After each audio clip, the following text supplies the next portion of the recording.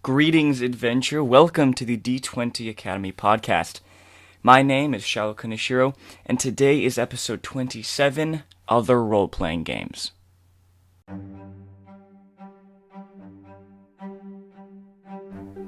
Hey guys, so today's episode is going to be a little different than what I normally do here on the podcast, but it's going to be really cool and really interesting. I've been wanting to do this one for a while. I've been working really hard on this episode. But this time I won't be going over a particular class or monster.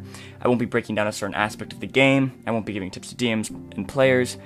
No, instead I want to talk about the world of tabletop RPGs outside of D&D.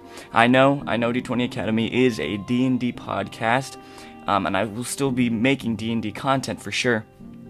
But I just want to take some time, I just want to take an episode to talk to you guys about the whole community of tabletop RPGs outside of just what D&D is, because there's so much that the world of these outside tabletop RPGs have to offer, and there's some really interesting, really cool ones, and I just kind of want to get the word out, you know what I mean? I kind of want to tell you guys about these, because, D&D is just one of many great vessels for storytelling. And maybe through this episode you will find something that's interesting to you and you'll go research into it, and maybe you'll just have a lot of fun playing this new game. So this one has, been a long time coming. I've been wanting to do this one for a while, and I'm really excited to get into it, so let's go. Okay, so to start out, I just want to let you guys know that I have been reading and researching a ton of tabletop RPGs or TTRPGs in the past few weeks. Anything from zombie, sci-fi, horror, action, fantasy, whatever it is. There are a lot of tabletop RPGs out there, and I want to talk about them because I think it's a shame they don't get the attention that they deserve. Like I mentioned, there are just so many tabletop RPGs out there, and just really a boom actually recently of tabletop RPGs that have been getting released, and they're really cool and really interesting. And provide different avenues in ways to play a tabletop RPG and the way that you run a story. Starting off with fantasy as a genre, right? From all shows, movies, books, whatever, it all stems from the works of J.R.R. Tolkien, right? And his stories of Middle-earth. And in the same way, RPGs of all kinds stem from D&D. D&D was the first tabletop RPG ever created. Thankfully, tabletop RPGs and role-playing gaming as a whole, it's just absolutely blowing up right now. Like I said, the community is in a crazy state of growth right now, and with this boom of traffic and newcomers to the tabletop RPG community, especially the D&D community, comes a surge of new tabletop RPGs. Some of them totally new creations, and some of them revised versions of older RPGs. These things are being created to serve the desires of the players who prefer something outside of D&D, right? Or something along the same lines of D&D, but with this little quirk or this little change. Now, 5th edition is fantastic. Right? I am so thankful that it exists, and how helpful it is to new players creating this great community. But that being said, there are so many other amazing things that you can experience from role-playing that D&D just doesn't offer. Whether it's because of its theme or its focus or its mechanics or the genre it fits into, D&D can't cater to the needs of every single person and what they want to get out of a role-playing game. And that's fine. D&D has its place, D&D has its focus and its genre and its mechanics, and I think it is fantastic. It's definitely the best edition of D&D that I'm familiar with, that I know. And what it's done to the tabletop community, especially the tabletop RPG community, with the online actual plays like Acquisition Incorporated and Critical Role, and the conventions, and normalizing nerd culture and all that kind of stuff. What D&D and especially 5th edition has done to the community and its growth, I think, is really fantastic and amazing. And D&D should be appraised for that. Wizards of the Coast should be appraised for that. It's right now it's just the community and everything is in a crazy state of growth and recognition. Nowadays most people know what D&D is. Most people have played of or have friends who play it. So a lot of that comes down to D&D, and especially 5th edition. Being able to cater to new players and to people who used to play, adults who used to play D&D in the 80s, but have kind of, not played in a couple decades, but now they're coming back because of 5th edition. It is awesome, right? I just wanted to set that down first. I'm very thankful for it. I think it's amazing. But there are some other RPGs that I've been researching, looking for. I've been really interested in recently, and I'm gonna go over some of them. I'm just gonna go over some just other TTRPG genres or whatever, just in general. And maybe you'll find one. Maybe you'll find a concept that fits your playstyle, fits the kind of RPG you want to play. Because, like I've said, there are so many other great TTRPGs out there. Now, real quick, I do want to say a disclaimer before I continue. I'm going to be going over some other TTRPGs in this episode and discussing their themes and their systems and their genres, things I like about them, things I don't like, stuff like that. However, my thoughts on these are mostly from a quick first glance. For the most part, I have never actually played these games. I've played one or two, but most of the ones we'll be talking about, I've not actually played yet. And though I have, for the most part, read through the manuals and understand their themes and mechanics, I understand how the game works, I understand what it looks like, all that kind of stuff. I don't have the experience from being able to say that I've played these and I've actually experienced these. So just keep that in mind as I'm talking about these games. That what I'm saying in my critiques and my opinion is not only just my opinion. But also that it comes from a place of not actually fully experiencing these games. Right? These are games, right? First and foremost, they're meant to be played. They're meant to be experienced. So I'm going to try to give an unbiased opinion. I'm not going to go too deep into each of them, but understand that I haven't played most of these. I've just looked at them and read through their manuals and stuff like that. Okay. So let's just start off with fantasy. The first one I want to talk about is Pathfinder. Now, Pathfinder is probably the second most famous fantasy TTRPG, and it's probably in the 5 most popular TTRPGs of all time. The second edition of Pathfinder was just released, I think in the past month, even maybe, though it has been getting play tested for about a year now. Pathfinder is a really great branch off from D&D. It uses the D20 system. It uses the 6 ability scores: strength, dexterity, con, intelligence, wisdom, charisma. It uses armor class. It's quite similar. The mechanics in the system is very similar to D&D. So if you're someone who really likes D&D, that's kind of the only TTRPG you've played. You feel comfortable with the mechanics and the system and all that. Pathfinder is a good next step into the rest of the world of TTRPGs. What separates Pathfinder from D&D is, one, because it's played in a different world. It's not played in the Forgotten Realms. It's played in their own world. I can't think of the name right now. But this world is different. It has different races. It has different monsters, a different lore, and all of that. But mostly the allure of Pathfinder and why most people play Pathfinder is because of the detail that it provides. Pathfinder takes D&D and makes it more complex, more detailed, and more customizable. While the system and the mechanics is very much the same, everything is given with much more detail. There's so many more options when it comes to character creation. There's like a whole multi-classing kind of system. It's really customizable, but it's much more detailed, much more number-oriented.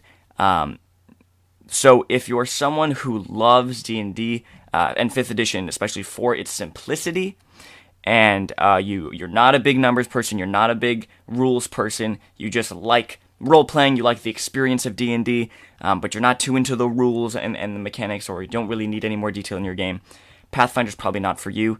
But for those of you who, maybe find D&D too bland, not too simple, for maybe you've played D&D for a while now, and combat and the same classes, the same races are kind of getting a little boring and monotonous, Pathfinder is a spectacular next step for you, because it just provides just so much more complexity and detail and options into what D&D already has. Combat is super interesting. There's so many different kinds of choices you can make in combat. Like I said, character creation, character progression is super interesting and customizable. It's really, really cool, really interesting. I've been looking a lot at Pathfinder in the past couple days, especially. I don't know if I've talked about this before on the podcast, but we have just finished our 2.5-year campaign about a month or two ago, me and my friends, and we are looking to start a new D&D campaign. Our regular campaign, it has become a Star Wars campaign, which I will talk about a little later in this episode, but we're doing a Star Wars campaign right now. But I want to be running 2 campaigns now instead of just one, and since I were doing a Star Wars one, I also want to do a D&D one. So we were planning on doing a D&D campaign using the Guildmaster's Guide to Ravnica, which is a supplement book that I reviewed in a couple episodes ago.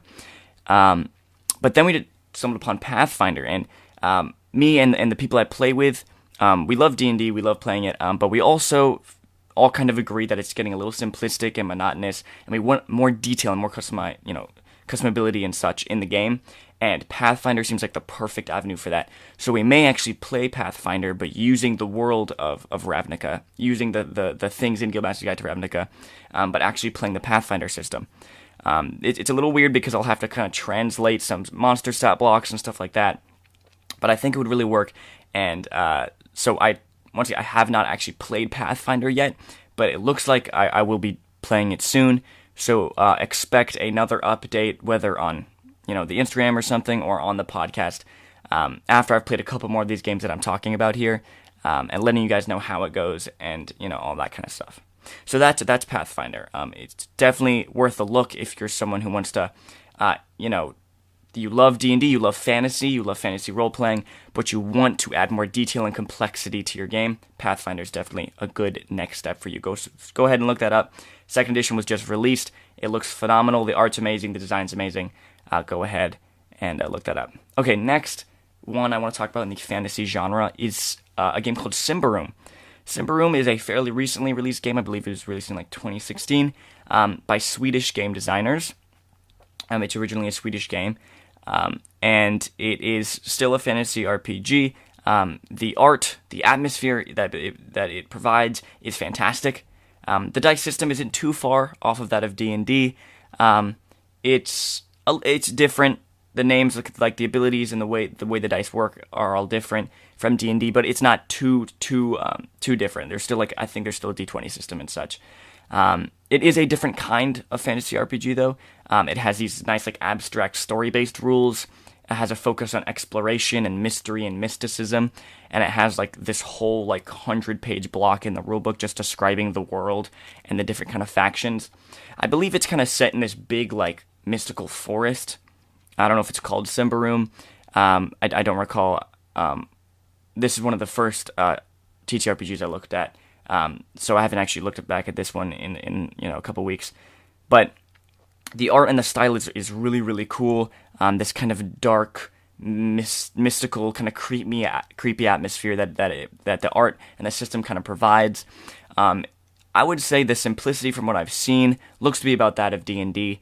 It looks pretty easy to grasp.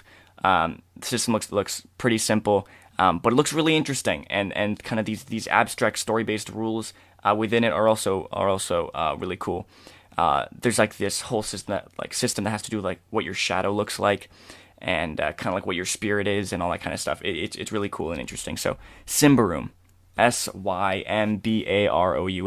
Go look up Symbaroum if you think that might interest you. Okay, next we have a game called Dusk City Outlaws. Now, Dusk City Outlaws is a game I actually backed on Kickstarter about a year or two ago. I love Kickstarter. I love the tabletop community on Kickstarter. I love going on there to see what new projects are being created.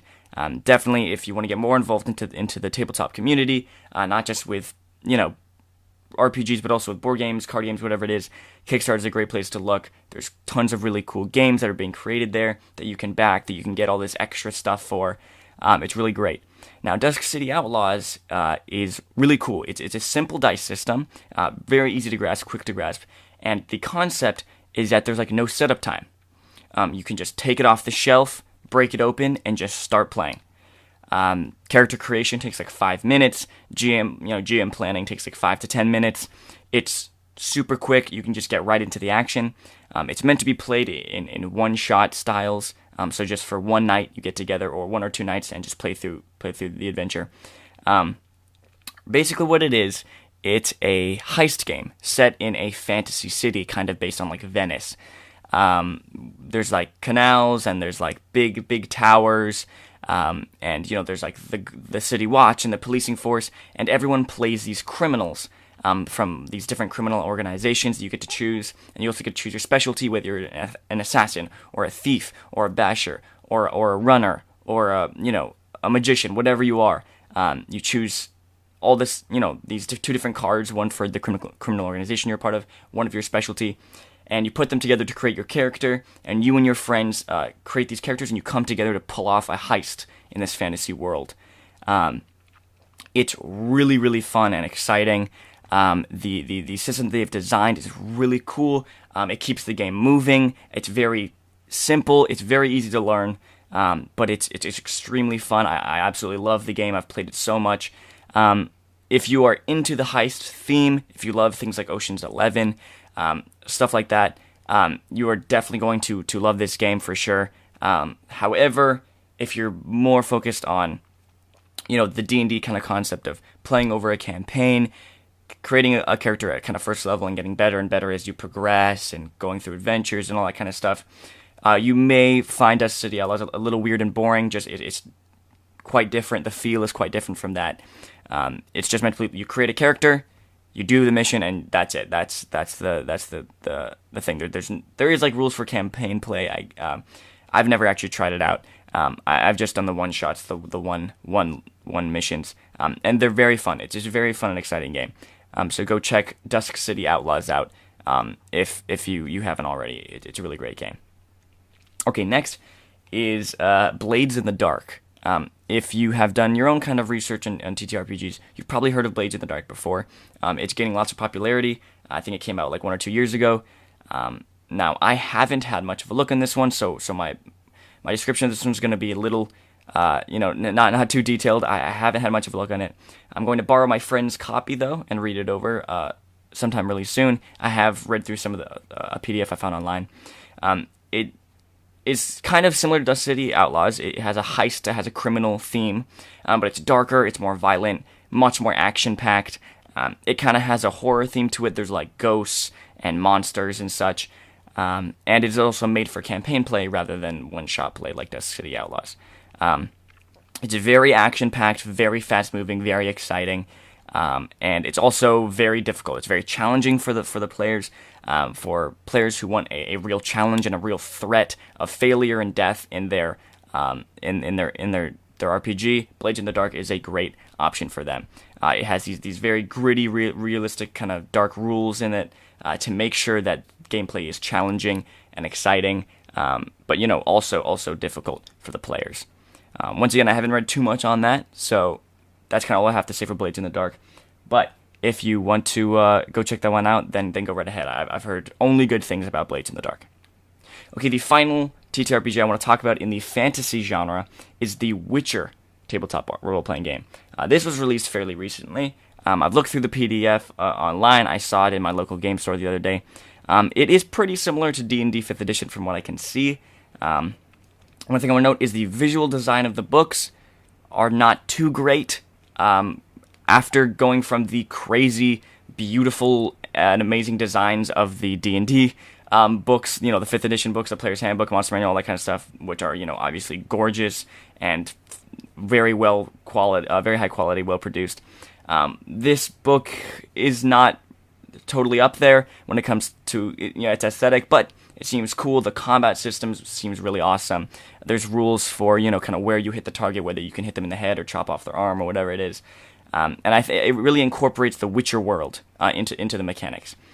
If you are fans of the book series or the game series, you're probably really going to like The Witcher. It seems really cool to me. I'm not very big into the books or the games. But for people who are kind of more on the outside like me, it doesn't seem super exciting or thrilling. just because a lot of the mechanics and everything is based around the world and the characters. And if you're not already kind of aware of those, and you're not already not already in love with those, then you may not get the full experience out of it. Okay, that's it for the fantasy TTRPGs that I've been looking at recently. There's tons more out there to go find for yourself. Go do your research. But next, I want to talk about horror RPGs. Okay, so the first horror TTRPG I want to talk about is Call of Cthulhu. Call of Cthulhu is an eldritch horror game based on the works of H.P. Lovecraft. And Call of Cthulhu has actually been around for quite a while. It's kind of a classic tabletop RPG. It's quite widely known. It's probably one of the top 5 most famous tabletop RPGs. But the 7th edition was just kind of recently released. And basically, you play as investigators in like the 1920s. You slowly lose your sanity to big scary monsters. You're like investigating these mysteries, these eldritch horrors. The system seems really nice. Seems cool, quite simple. And the theme is really intriguing. But the character sheets are just so god awful. They are not pleasant to look at all. I don't like the design of the character sheets. It's fine. It's not too big of a it's not too much of a problem. That doesn't matter too much. But just warning you beforehand, if you're gonna play Call of Cthulhu, character sheets are not looking too good. Okay, I think you play Call of Cthulhu for the theme primarily. But if you're not familiar with, or you don't really like Lovecraftian horror, you don't really like the genre, you'll probably not like the game much. If I'm talking about Cthulhu and Lovecraft and you don't even know what those are, then this is probably not you probably already know this is probably not the game for you. If you are aware of Cthulhu and the works of H.P. Lovecraft and the eldritch horror genre, this is the perfect game. This is by far the most popular and the most streamlined eldritch horror game. So if you're into that kind of stuff, go ahead and check Call of Cthulhu out. Okay, the next one I want to talk about is The End of the World. This is a line of 4 RPGs by Fantasy Flight Games. If you don't know, Fantasy Flight Games is a really popular tabletop game producer. They've created tons of board games that I love. Lots of really cool RPGs, but they do have an issue with creating one product and then splitting it into multiple things and then selling all of them. Instead of just creating one product and selling the one product. And in this example, The End of the World has 4 different books in the line. There's the Zombie Apocalypse, the Age of Robots or something, the Alien Invasion, and the Wrath of the Gods. Basically, it's just different ways the world is ending. And the system is the same through all of them. Really only the difference between them is the second half of each of the books, which just describes like the scenarios of the end of the world, based on the theme, right? Whether it's zombies or robots, whatever it is. So this is a little irritating that they're, if you want to buy multiple of these, half of what you're getting you've already paid for, which is just the rules in the system of how it works, which is a little irritating. Fantasy Flight Games does this a lot. But it's whatever. It's not too much of a problem. Now, I own the Zombie Apocalypse one. I got the full PDF. I bought it on DriveThruRPG recently. And I'm planning on playing it in a couple days with some of my friends. The system is simple, but it's effective. But it's very good for new players. And what's really cool about it is that you get to play as yourself. There's a whole system of voting and all this kind of stuff to allow you to play a realistic version of yourself. What would you do if you were if you were there when the apocalypse hit, whether it was by zombies or robots, whatever it is. And for each scenario, there's also, information and lore on what it's like for the moment the apocalypse hits, and the timeline for that. Plus, there's a section on what it's like post-apocalyptic world, which is really cool. I've read through basically all of that for the Zombie Apocalypse one. I'm gonna run with some of my friends. It's really, really cool how you get to play you play yourselves. You get to play, you start where you are right now when you're playing it. The equipment you have at hand is literally what's around you in the house or wherever you're playing. It's really, really cool. I really like the the concept of playing yourself, and a disaster apocalypse is just a really cool theme to me, and also zombies. I love zombies. The system is pretty simplistic and bland, so I don't think it's super good for campaign play just because it gets really old really quickly. But for 1 or 2 sessions, it can be really cool, and it's also really good for new players, people who don't really have any experience with TTRPGs, or are not super bright on like rules or anything. The system is very simple, so they can quickly grasp it, and so you can take the focus away from the rules and more on the story and the role playing. So that's the End of the World line. I've only read the Zombie Apocalypse one, but there are the 3 others if you want to go check those out. Next one I want to talk about is a game called Outbreak Undead. It's another zombie survival RPG that's kind of on the opposite side of the spectrum from End of the World. Outbreak Undead is slow and detailed and meticulous. If you want to embrace the gritty, realistic side of survival horror, Outbreak Undead it is for you. Otherwise, it can become real slow and real meticulous real quick. Disclaimer, I have not actually played the game, but I've seen other people play it online. I've read through the book.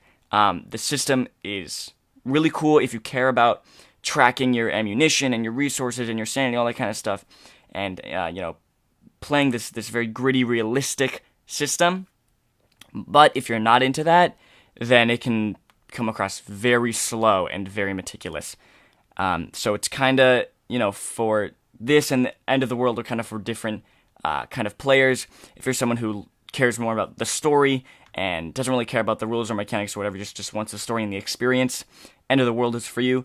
If you're someone who actually wants to simulate, surviving in a zombie apocalypse and, the gritty side of that, then Outbreak Undead is for you. So it kind of just depends on what, what you want to play as a player and what your play group prefers. Now there are other zombie role-playing games out there. I've not looked at the other ones. These 2 seem to be kind of the most accessible and the most popular. But if you are looking for a different kind of zombie RPG, I'm sure there's one out there for you. Okay, the final horror TTRPG that I've been looking at recently is a game called 10 Candles. 10 Candles is an indie tragic horror role-playing game, and I'm actually playing it in a couple days with my gaming group. I'm playing on Halloween night. That's what we're going to be doing. Now, the system is abstract. It's very based on role-playing and storytelling. It's played in one sessions, 2 to 3 hours. You just sit down and you just play through the whole thing. And it's very much about the experience and the atmosphere. Everyone at the table has to understand it's about the story, creating good story, creating the sense of suspense and terror, and really just thriving off of the atmosphere and thriving off of the experience that it provides. If you're someone who cares more about campaign play, being a hero, all that kind of stuff, 10 Candles not for you. 10 Candles is kind of the opposite side of D&D. Spoiler alert, but this is not really a spoiler. 10 Candles, you die. Everyone has to die. At the end of the session, everyone should be dead. Which is, the opposite of D&D, which is you get better and you grow and your character gets more powerful. 10 Candles is just you have a character, and at the end, everyone's going to be dead. So the goal is just to create the best experience and the best story together. The system works between the GM and the players. They collaborate to build the story together. It takes absolutely, basically no planning on the GM side. Very quick setup. And there is a lot of things that help to create the atmosphere for the game.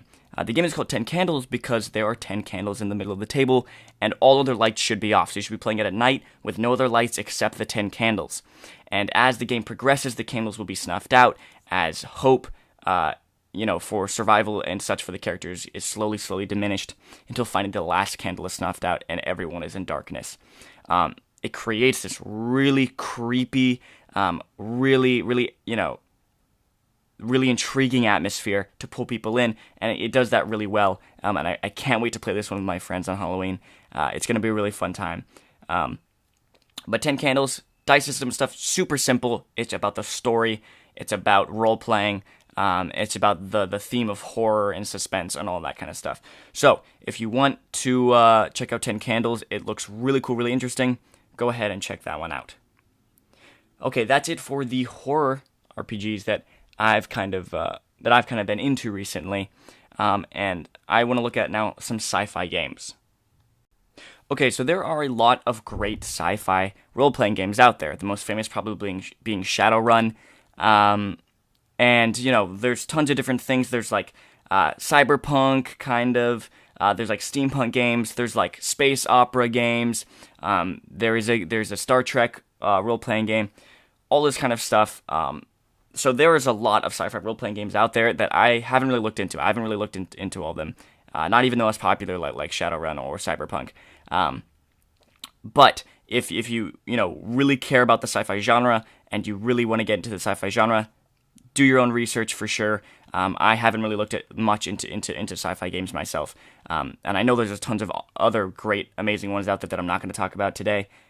So if you really want to play a tabletop role-playing game in the sci-fi genre, go ahead and check one out, because there are tons of really cool ones out there. The first sci-fi game that I want to talk about is the Star Wars role-playing game line by Fantasy Flight Games. These are the same guys who made the End of the World line, and it kind of suffers from the same weird thing where they created one game but then split it into 3 products, and those products are Edge of the Empire, Age of Rebellion, and Force and Destiny. 3 technically different games. Edge of the Empire focusing on like scum and villainy and smugglers of the Star Wars galaxy. Age of Rebellion focusing on the conflict between the Empire and the Rebellion, and Force and Destiny focusing on Jedi, the Sith, the Force. They're technically considered 3 distinct games. They each have their own massive rule books, and then also different supplements, more options for character creation, more monsters, whatever it is. However, once again, like half the books are the same, which is just describing this system of how it works. And they can also be played together because, once again, the system is the same for all of them. The only difference is like the theme of it, and so what kind of character creation options you have available and what kind of equipment you have available, depending on the theme of the game, right? Whether it's scum and villainy or, rebellion versus empire, whatever it is. So that's a little irritating, because, it's kind of like having to pay for 3 different products when you're really only paying for one. I wish they did this differently, but whatever. It is what it is. I'm just going to talk about the game now. We have started a Star Wars campaign. We've played 4 sessions so far. After the last one ended, we went into a Star Wars campaign, focusing mostly on Edge of the Empire, but we do have aspects of some of the other games that we've taken. The combat system is fantastic. I love it. I absolutely love it. It moves quickly, but it is intricate, and it's always shifting. Its combat is really cool, and there's this great system of being able to aid your allies and kind of harm your enemies, and then there's like this whole thing about strain and pushing yourself to your limits to be able to get more, to be able to do more things. It's really, really cool and interesting. I absolutely love the combat system, and also the talent and the perk tree system. Instead of leveling up in the Star Wars game, you just have an amount of experience points that you gain for completing adventures and such, and you spend those XP to, either increase your skills to get better at your skills, or also to buy these different like talents from these talent trees depending on your specialty, whether you want to get better at being a pilot or a smuggler or an assassin or a force user or a lightsaber wielder, whatever you want to do. These talent like perk tree things are awesome. I really like them. They're not too detailed and confusing. I just really like the design of them. Also, though, something kind of that stands out of the Star Wars games are custom dice. The game includes custom dice. It has about like 7 different types, I think. There's like D6s and D8s or whatever, and they all have these own special symbols on the dice. So you will have to buy those if you're going to want to run the game, or get the dice rolling app on your phone. But I really like the system of how the custom dice work, and successes and failures, and being able to, how you critical hit with weapons, and how you can spend certain symbols to activate certain abilities. It's really cool. I really like the dice system. Obviously, it takes a little while to get used to, because not only is the way the dice work differently, the actual symbols on the dice are different from just numbers. So it took us about, 4 sessions, I think, to really get into it, to really understand it. We're pretty comfortable with it now, though, only after 4 sessions, so it's not too complex, it's not too hard to get into. These games are great for fans of Star Wars. If you love Star Wars, these games are great. They offer the experience that you would want from a Star Wars role-playing game. They work hard on making sure that you get the feel of what Star Wars is. If you're not into Star Wars, probably not gonna like these games too much, just because so many things are based on Star Wars and having knowledge of Star Wars and kind of being a Star Wars nerd like me and my friends are. You don't have to be, super big, whatever, but as long as you're a fan of Star Wars, I think you can really enjoy this. Now, saying that, even if you're not a fan of Star Wars, this dice system and this combat system and all that stuff, you can still play it because they recently released, I believe a year or two ago, Fantasy Flight Games released the Genesis system, which is a role-playing game system that can be used for any kind of genre. Fantasy, sci-fi, modern, like military, steampunk, zombie, whatever you want to play, the Genesis system provides that. So there's just one core rulebook that you can buy. Fantasy Flight Games, the Genesis system, has the same rules, has the same dice as the Star Wars role-playing games, but has all this extra stuff for depending on what kind of genre you want to play. Seems really cool. I haven't tried it yet because I've just been using the system for the Star Wars role-playing game.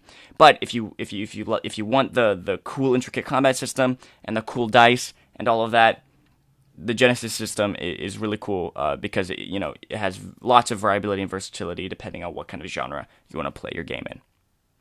Okay, so that's the Star Wars role-playing game and the Genesis system.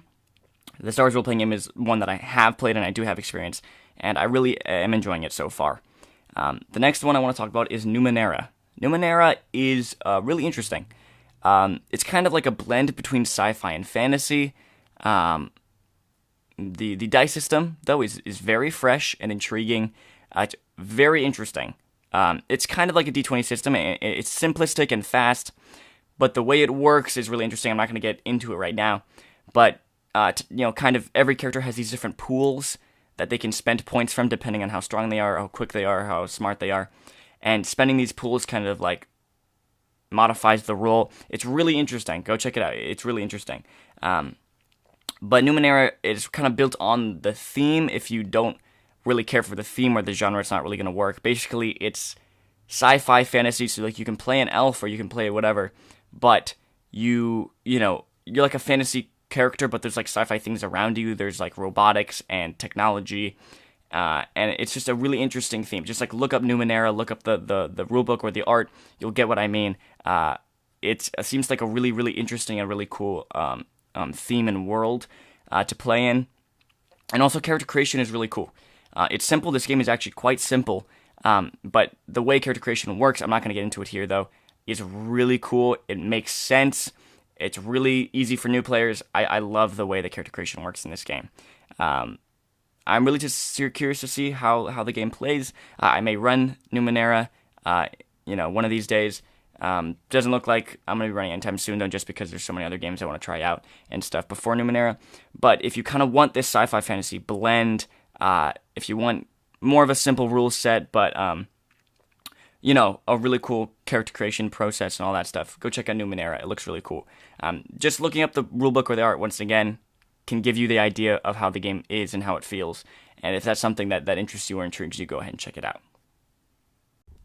Guys, what I've talked about here is just a small taste of what the TTRPG world outside of D&D has to offer. Well, like I've mentioned, there are so many other great games out there waiting for you to pick up and enjoy. And like I mentioned before, D&D is awesome. I love D&D. I love 5th edition. It's helped so many people and brought joy to me and others like me. But, don't feel constricted. Step out of your comfort zone and try something else. What is the genre of movies or shows that you like? What genre or theme sounds interesting to roleplay? There's most likely a game out there for it, for that system. If not, take a system that seems best and modify it to your own will. There are tons of really cool role-playing games out there to cater to these different genres and these different play styles. And I've just really been into looking at other role-playing games recently, so I just kind of wanted to share that with you guys because it's just super awesome. There's so many amazing games out there. So even if you're kind of new to D&D, if you're still kind of getting into the world of TTRPGs, you can still check these out. And if you're someone who's been playing D&D for a while, go ahead and check these out for sure. See what else there is to offer, because you may find your new favorite game, sort of campaign of one of these, have a great experience with your friends. But once again, there's so many others beside the ones I've mentioned. But from the ones I've mentioned, if something has perked your interest, you've kind of looked up the game on your own while I'm talking, looked at some of the art, looked at some of the rules, and it seems interesting to you, that's awesome. I'm really glad I was able to share these games with you guys. But for sure, go ahead and check out the rest of the world of tabletop role-playing games. It's really interesting. And there's so many things outside of D&D that it has to offer.